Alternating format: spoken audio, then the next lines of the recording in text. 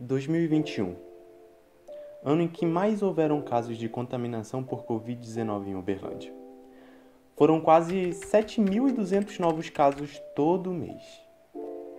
Suponha que, em um desses meses, não tenha sido contabilizado o total de casos de Covid até aquele mês, e só passe a ser contabilizado no mês posterior.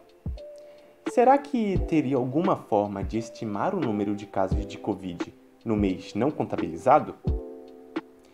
É isso que veremos neste vídeo, que consiste em trazer uma breve introdução à interpolação polinomial e resolver um problema dos dias atuais.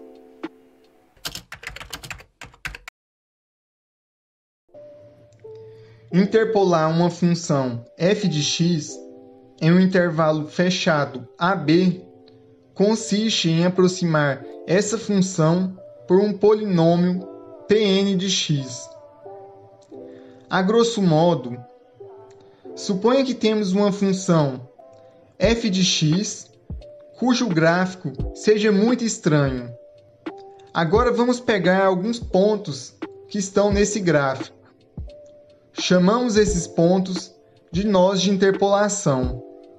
Então, interpolar essa função consiste em encontrarmos um polinômio Pn de x que passa por esses mesmos nós de interpolação. Porém, esse polinômio é mais comportado. E quando devemos interpolar? Quando precisamos encontrar o valor correspondente de f de x para um dado x não pertencente à tabela de valores de f de x. E quando a função em estudo tem uma expressão tal que operações como diferenciação e integração são difíceis ou até mesmo impossíveis de serem realizados.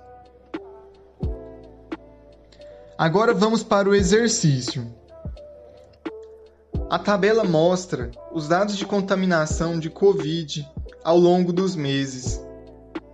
Suponha que o mês de março não tenha sido publicado. Utilize um polinômio de grau 4 para estimar o número de casos do mês em falta. O exercício pede para encontrarmos o número de casos do mês de março. Isso significa que devemos encontrar f avaliado no ponto 3. Devemos também interpolar por um polinômio de grau 4. Logo, devemos considerar todos os dados da tabela.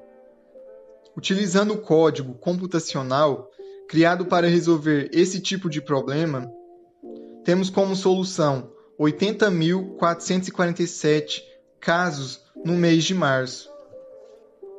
Como a interpolação polinomial consiste em encontrarmos um polinômio que aproxima de uma função, isso significa que encontramos o valor aproximado do número de casos no mês de março. Com isso, temos um erro de interpolação. Olhando nos dados oficiais, temos que no mês de março tiveram 81.664 casos de Covid. Assim, o erro cometido pela interpolação é o módulo do número de casos exatos menos o número de casos aproximados. Isso vai dar um total de 1.217.